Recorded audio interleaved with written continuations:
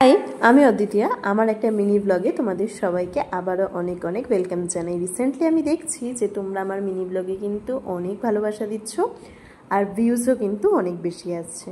তবে তোমরা like comment করছো না কেন সেটা তো আমার জানা নেই। বাই দ্য ওয়ে, আজকে ছিল পুটু রানীর জন্মদিন।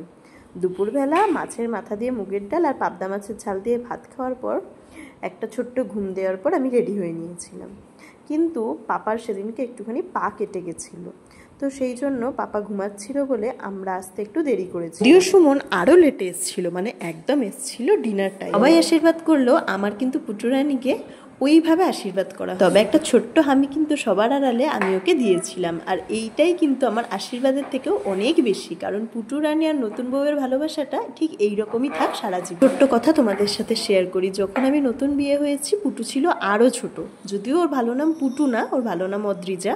এরপর যখন আমি প্রথম এই সংসারে নতুন পা রাখি তখন কিন্তু আমার বড্ড একা ফিল হতো, বোরিং ফিল হতো, কারণ আমি প্রচণ্ড হইচই নিয়ে বড় হই। সেই জন্যই কিন্তু এই ছোট্ট ফ্যামিলিতে আমার বড্ড একা লাগে। সেই সময়ে কিন্তু এই পুটুই কিন্তু নতুন বউয়ের গা ঘেঁষে লেগে থাকতো।